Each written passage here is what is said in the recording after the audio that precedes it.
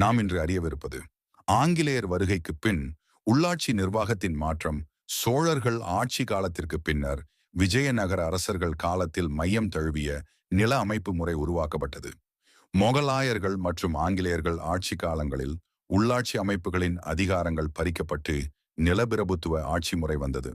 இந்தியாவின் இயற்கை வளங்கள் அந்நியர்களால் அபகரிக்கப்பட்டது. நகரங்களில் அதிகாரங்கள் குவிக்கப்பட்டு நவீன தொழில்மயமானதால் நகரங்களை நோக்கி கிராம மக்களிடம் பெயர்ந்தனர். ஆகையால் அழிவை நோக்கி கிராமங்கள் சென்றது. வேலைவாய்ப்பு இல்லாத நிலையும் ஏற்பட்டு கிராம சுயாட்சி முறை முற்றிலுமாக வீழ்ச்சியடைந்தது. ஆங்கிலேயர் ஆட்சி காலத்தில் அவர்களுக்கு ஏற்றவாறு உள்ளூர் அரசமைப்பு முறையை அமைத்துக் கொண்டார்கள். நியாயம் வழங்கும் பணியும் கிராம அமைதி காக்கும் பணியும் காவல்துறைக்கு வழங்கினார்கள். 1854ஆம் ஆண்டு உள்ளாட்சி அமைப்புகளில் முதல் அடித்தளமாக மாவட்ட சாலை நிதி ஆங்கிலேயர் ஆட்சி காலத்தில் ஏற்படுத்தப்பட்டது. 1871இல் ஆளுநர் திரு மாயோ அவர்களால் மக்களாட்சி முறை பரவலாக்கப்பட்டு மெட்ராஸ் உள்ளூர் நிதி சட்டம் கொண்டு வந்தார்கள். உள்ளூர் வரி விதிக்கும் அதிகாரம் உள்ளாட்சி அமைப்புகளுக்கு வழங்கப்பட்டு உள்ளாட்சி நிர்வாகத்திற்கு புத்துயிர் அளித்தார்கள்.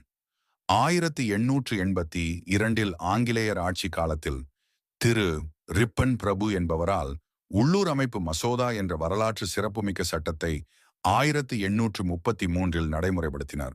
இதனைத் தொடர்ந்து மதராஸ் லோக்கல் போர்டு சட்டம் கொண்டுவரப்பட்டு பொதுப்பணிகள், சுகாதாரம், மருத்துவம் மற்றும் ஆரம்ப கல்வி போன்றவை பஞ்சாயத்து அமைப்புக்கு மாற்றியமைத்தார்கள். ஸ்தல நிதி வாரியம் அமைக்கப்பட்டு மைய அரசு தருகின்ற மானிய உதவிக்கு மேலாக இந்த வருவாய் ஆரம்ப கல்விக்கு ஒரு வலுவான நிதி ஆதாரமாக விளங்கியுள்ளது.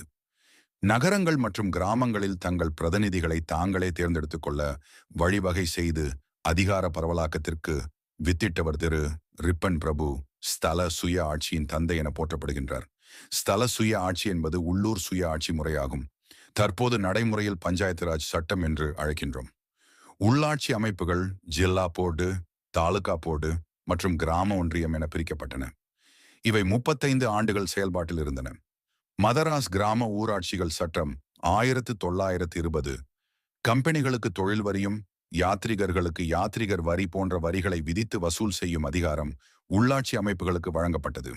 இச்சட்டத்தின் மூலம் ஒன்றியங்கள் மற்றும் பஞ்சாயத்துகளில் மக்களே தலைவர்களை தேர்ந்தெடுக்க வழிவகை செய்தனர்.